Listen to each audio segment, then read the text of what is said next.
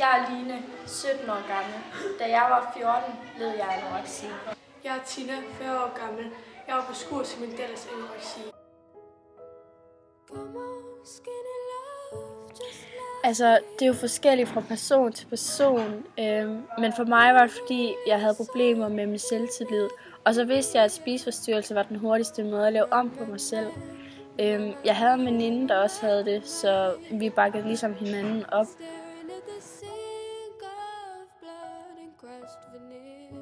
For mig var det meget voldsomt i starten, og min mor stillede mange spørgsmål.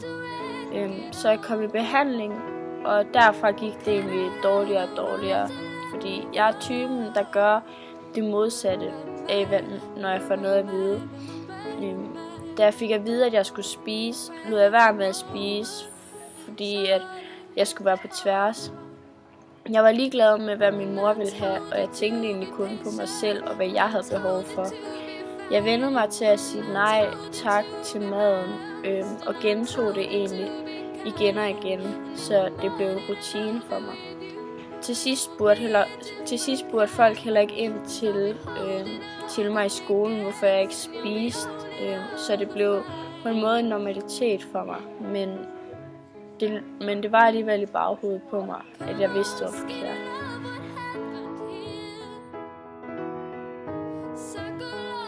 Jeg snakkede med andre veninder, som ikke var ramt.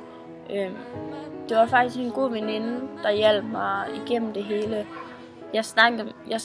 Men inden det snakkede jeg med mange, der vidste, det var forkert for mig og dårligt. De vidste alle sammen, det var forkert for mig, men jeg kunne ikke indse det. Men hende veninden fik mig så vendt min tankegang, og hele processen med at stoppe tog cirka et års tid. I starten ville jeg ikke snakke med nogen, men senere hen indså jeg, at nu skulle der ske noget, for jeg blev svagere og svagere. Det var tallet på vægten, jeg ville ændre, men nu har jeg lært, at tallet på vægten afhænger af meget, og i virkeligheden lige meget. De sociale medier fik mit fokus på at skulle ændre på min krop. Jeg sad og googlede hver dag på den perfekte krop. Både min telefon og computer var fyldt op med alt, jeg ønskede at være. Jeg begyndte at få ondt i hele kroppen. Sådan var det hver dag i hele den periode. Mine muskler var så trætte. Mit hår begyndte at falde af. Mine læber blev blå, og der indså jeg, hvor slemt det var blevet. Jeg vidste ikke, hvordan jeg skulle reagere. Nogle gange brækkede jeg mig uden at have spist noget. Så jeg brækkede mavesyre op. Jeg følte, at min identitet blev en anden, og den person, jeg var engang, er nu væk. Det var meget skræmmende. Jeg gik ikke i skole hele den tid, og er nu gået i 9. klasse om.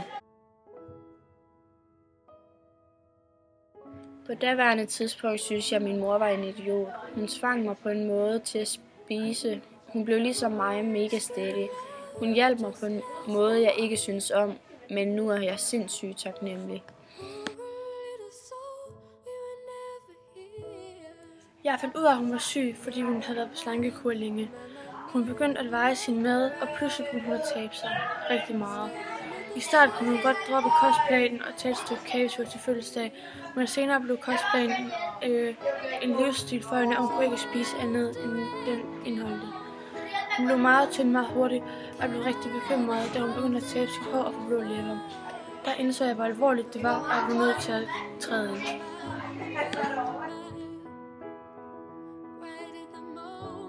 Jeg tog hende med til lægen, hvor der blev taget en masse prøver på hende, og prøverne viste, hun havde anoreksi. Det var det værste mig, en mor kunne opleve.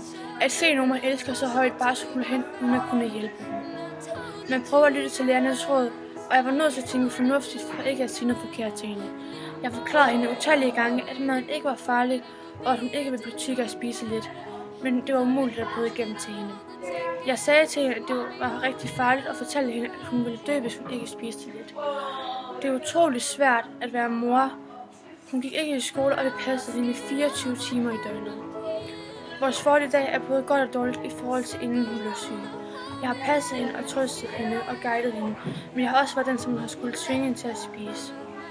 Sygdommen ødelagde vores liv og styrede vores hverdag, og i dag har vi brug for lidt pause fra hinanden, for at kunne få det forhold, vi havde dengang, hvor jeg bare er hendes mor, og hun er min datter uden nogen problemer.